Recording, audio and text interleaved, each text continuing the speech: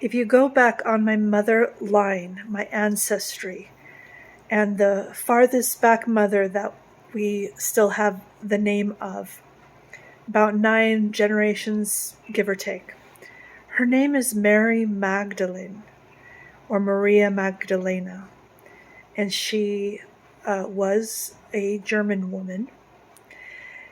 And I bring this up because when I was in the process, which was a very long process, but there was a certain stage of the process of deconstructing from my childhood tradition, and actually a great deal of my adult life was devoted to this tradition as well. One of the stages that I went through was having a desire to walk labyrinths and the labyrinth circles. And where I was living before, I couldn't find very many of them, and I was maybe going to start building one in my own yard. That never really quite happened. I made a decision to move to Albuquerque. Not, like other things going on, and moving to Albuquerque, although that was definitely part of my deconstruction as well. Not just about religion, just about everything that had happened before my life, and making something new by starting my home in Albuquerque. So that was 2019. And when I got settled all in Albuquerque, I remembered that, I had this plan to walk labyrinths, and I couldn't find anywhere I was living before. And I looked up in Albuquerque.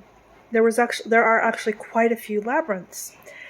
And so the one that I went to the most was, I think, New Life Presbyterian on Eubank.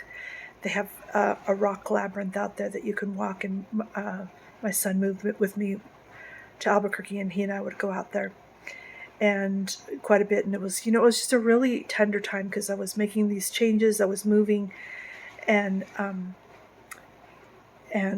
just had found this way to ground myself. And anyway, my mom called me, and she's really good at family history, and she said, guess what I found? I found some pictures online that have this ancestor, and guess what they did in their faith, because they were Harmonists, which I don't know much about, but they were a very unique group of Christians, or maybe, I don't know if they were completely Christian, but called Harmonists, and they walked labyrinths, and she was telling me this.